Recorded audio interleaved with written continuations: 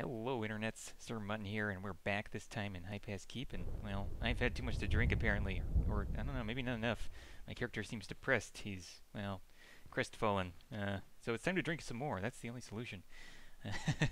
We are in the casino, as you can see, and it's interesting. I had a conversation with someone a while back, about this very area, and it was pretty interesting, the ideas they had, and I had similar ones as well. I always hoped that maybe, Veront, or the powers that be would have implemented some kind of gambling system, so you could have, I don't know, done some more with the whole thing, and it would have been more like a Mos Eisley area, or I don't know. Maybe I'm just going off on a rant, but it was. I don't know. It was an interesting conversation, and it would have been cool if they had like loaded dice. I know you can do slash random in the game, and that's always pretty cool. But I don't know. It seems like this wasn't used to its full potential, and it's basically an aesthetic, eye pleaser, really. Which isn't bad, I guess. But me personally, I would have rather seen something pretty interesting. Some kind of system where you could have betted, and you could have had different cards and whatnot. I mean, they have cards in Kinos or Quanos, however you pronounce it, and but that's like for some kind of quests and stuff. The Testament of Vanir, all that wonderful stuff. So yeah, I'm just kind of rifling through my stuff here real quick. Got some werewolf pelts, got some greater light stones, and a lot of different stuff. You'll notice in the intro my character's 25, and in this I'm 28, so there's a little time lapse there. Yeah, if you didn't notice, well, I guess I shouldn't have mentioned it. And there's some tailoring stuff and some gem stocks for Nillipus quest. I didn't turn those in yet. I was going to save them for someone who was going to pay me. Or give me a Shrinelock bag or whatnot, because he was trying to get this really, really rare item off the quest. Some kind of, I don't know, resistance neck piece for poison and whatnot. So I don't know if he ever got it. I never contacted him again. He kind of disappeared for a while. And then I saw him in like Kunark, so I was like, I'll leave him alone. He's no longer doing that. Maybe he got it. I don't know. It's a mystery. Not solved. Unsolved mystery. So I got a group here. They called me on over. You'll recognize similar names from old groups from the past. Got some Wolfie going on here. He's the pooler. There's Mayor Dirf there on the ground. So some of us appreciate a nice dead female dwarf. That sounds pretty wrong. I don't know. Well, there is a necromancer in the guild, so I guess I'm kind of right. And we got Fleabit back. He's pretty cool. Always like having him around. Shamans for the win. I'll take them any day. So yeah, Ponder is our necromancer. Grogish is not very low level, I should say. He's at the very threshold of what can be acceptable for this kind of operation. But he's our warrior, not our tank. He's our off tank. Wolfie is going to be our paper tank, and I'm going to be the off paper tank. So I don't know. It might work. It might not. We'll see. I vaguely remember all this. I was putting it together and editing, and I noticed some certain spots, and I took them out. I feel so much sometimes. Don't feign death if you know that the necromancer has the second aggro. The aggro following yours. Just don't do it. Not a good idea. Then they have to feign death, and then everything gets kind of out of whack. Just keep taking it. Somebody will heal you eventually. They'll heal you eventually. It's coming. You gotta be patient. So yeah. Anyway, Wolfie's the puller here. I'm definitely taking some notes, watching, getting an idea what's going on here. I believe he has a staff of battle in his hands. That's what would seem to be the weapon. I don't know. It may have the same graphic as the baton of faith, if that's what it's called. I forget, but that's a pretty good weapon nonetheless. And well, he's kind of scurrying all over the place, grabbing some pick claw guards, as you can see. He does a really good job later on of split pulling, and I don't even know how he did it, because I tried that room before, and it was just, oh man, it really did me in. I nearly died. Just not a good moment. You're waiting for feign death to pop up, and then it fails, and it's just not a good moment all around. But yeah, I remember this area from a long time ago. I used to go to my friend's house before I got the game. I would just go to his house and watch him after school. It's kind of sad. Hey, he had Pop-Tarts and he had cable television, so I was happy.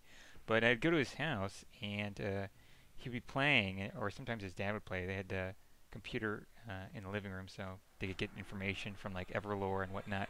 But he would be playing, and one time I saw him in the zone, his dad, because we were watching his dad play, and it's always great when families get together on something as unifying as a computer game. But it was just boggling to me because I couldn't believe that this was a city, and then in the basement there were mobs. And I don't know, it just seems so peculiar because it doesn't really happen in too many other zones. This is really one of the cooler zones that, I don't know, I mean, it's appreciated by a lot of players, I think, but not to the extent I think it should be. I don't know, there's just a lot of Easter eggs like Princess Leia, that's obviously a Star Wars reference. I believe there's two guards that are also a Star Wars reference somewhere around this area. And I don't know, it's elaborate. There aren't enough quests in this area, I think, but well, it's still really cool. And well, I got to experience this pretty much for the first time, because well, watching somebody play, it's not really the same thing, is it? Nope, you've got to get that muscle memory for the fingers and the hotkeys, and that's what I'm doing. I'm definitely, I don't know, I'm trying to get a feel for the whole monk thing. I've had some interesting moments in the past. You gotta wait for people to buff you and then med up, and I don't know, I gave some people some scares. It's kind of funny, actually. Sometimes I yank their chain, but for the most part, I'm just learning. Um, I don't know. It's kind of fun messing with people sometimes. But, well, we're doing pretty good so far, as you can see. And I've got the squad ring there, and I believe that's my 8th hotkey. Yeah, 8th hotkey. I've been using that quite a lot, as it is rechargeable. And it's always good to have a spot heal, in the back pocket, just in case something goes awry. And you gotta, and feign death fails. I don't know. I like having it there. It's a nice assurance, even if it's superficial. Like, it won't really matter. I like the illusion of safety, at least, especially as a monk. And, yeah. And maybe I just like healing too much. All those years of playing a cleric. Or actually, I think maybe it was just 1 year I played Everquest. I don't know. It might even only been like 9 months. But, nevertheless, I'll just say a year. It certainly felt like longer. I don't know. Teenage years do that to you. When you play something, or when you are affected by something as a teenager, it has a bigger impact, I think. But yeah, gonna kill some more picklocks here. I got that gnome with the not gnome. Good, I'm getting my races mixed up. Oh man, female dwarf. That's what that would be with a beard. Yep, and it's kind of, I don't know, creeping me out. Not as bad as Goblin Archcrack, I guess, but well. Between the two of them, I don't really know where I stand. Just definitely not standing in a good place. But at least we're getting experience, and everything is going relatively smoothly. Health bars aren't dipping too low in the old HP there. And, well, we're moving along. We're going steady. And I haven't had to use my mend at all. That's always nice. And, yeah, I'm glad I don't have to pull. With Wolfie being a redcon to me, as you can see there in my targeting box, certainly is more sensible to have him do the dirty work, and I'm all too pleased to bow out and let him do what he knows best. So yeah, killing the picklocks. Oh man, I don't know. There's something really cool about just being able to hunt stuff in a basement somewhere, and if anything goes awry, you can always try to run upstairs quick. I don't know. It doesn't really seem like those guards are too reliable, but well, we'll find out here in a little bit. I haven't had to run, but we have had runners. We have had people flee and not make it, unfortunately. But well, what are you gonna do, So yeah, you'll notice that Wolfie is looting quite a bit. Not too bad. Other people are looting as well, so it's not like a big deal. I don't loot, especially when I'm in a new zone. And if I don't know what I'm doing, I pretty much just bow out. Just say, hey, I'm not looting at all. I don't want anything. I don't want the rare drops. I don't want, I don't want anything. Because, I don't know, I kind of see it as a price, If I'm gaining some kind of information, then I can use it later on another character. And then I'll take the loot. But as it stands, with other people's, lives at risk, in my opinion, because most of these people are veterans, so I like to, I don't know, I like to, class things up a little bit. And as you can see right there, we had a pop. And I actually did the right thing for once. Maintain focus on the higher con and ignore what's wailing on me, as it's not really that important, especially considering it's not a caster. So, we're all good. Everything's fine. It's peachy. So yeah, I'm just going to continue wailing on this guy. And then as it gets close to the end of its life there, I feign death. and allow the aggro to go to Wolfie. And yeah, you'll have to deal with it. Your problem now, man. Good luck. No, I stick around. I also throw in some DPS there as well. And I'm using the two-hand blunt still. I think I switch it up in the next video, which will no longer be in this area. But, well, this was a lot of fun. I hope to come back here and on different characters maybe. I don't know. It's I certainly was here a lot longer than the footage I got, but it's just really hard to get footage because you'll have a lot of space in between spawns, and if you don't get a good flow, then I don't know, it doesn't really make for good entertainment. But this was actually a really good bracket of time where we had a lot of spawns that kept coming, and interesting things that happened that I'm sure happened to a lot of people in the past. And yeah, it's a pretty good makeup of group. Now we just picked up a druid and a necromancer from the last video in South Karana. They came aboard, and we lost the warrior. I think he had a skedaddle, get some sleep. Sleep is for the weak and the employed. Yeah, and we've got yet another picklock here, and I love how they look so emaciated. They got some really serious dietary issues that they need to address. Perhaps go on Dr. Oz.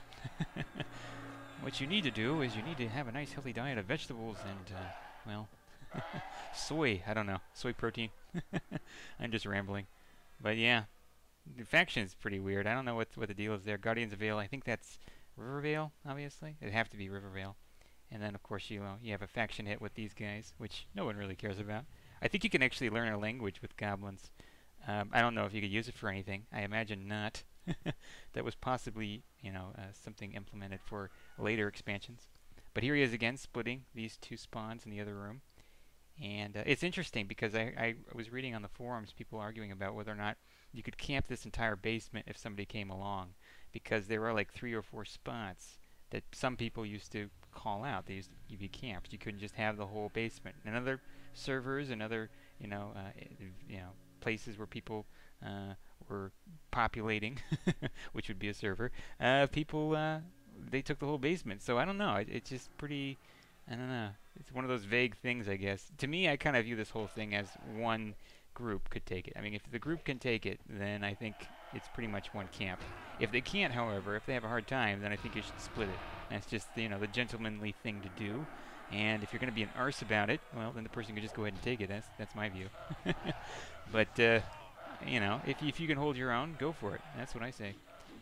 Same thing with any other kind of camp, rare spawn and whatnot, placeholders.